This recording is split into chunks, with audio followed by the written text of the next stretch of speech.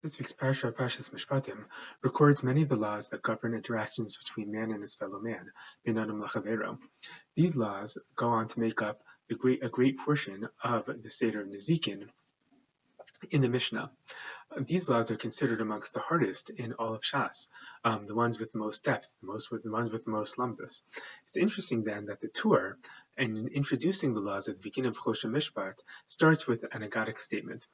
The Torah notes as follows: there are two seemingly contradictory Mishnayos in Pirkei Avos in the Ethics of Our Fathers.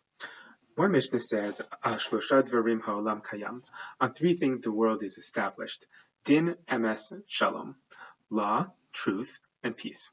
Another Mishnah says, Al gimel dvarim ha'olam omeid, on three things the world stands: Torah, avodah, gemilos chasadim, Torah, service to God, be it in the Beis Mikdash, in the temple, or through prayer, and loving kindness. Which is it? What's the difference between these two Mishnahs? Is it law, truth, and peace, or is it Torah, worship, and loving kindness? The Torah goes on to give the following answer.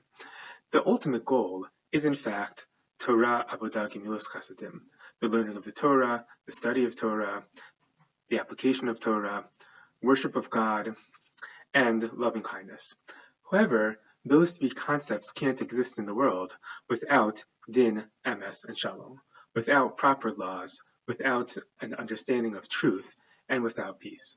And therefore, as he continues then to record the halachos, many of which are in this week's parsha, Parshas Mishpatim, he feels it's necessary to note these are the basis for everything else.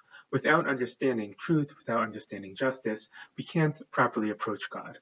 We see this as well in the Rambam, in his Mishnah Torah, Maimonides' Mishnah Torah, right at the beginning of Sefer Mishpatim. The Rambam Mishnah Torah is broken up into 14 sections, and each one of the sections is introduced by a pasuk. The pasuk that introduces Sefer Mishpatim, which includes laws like borrowers, like renters, in other monetary laws, brings a pasuk in Psalm 119, 7th verse, which says,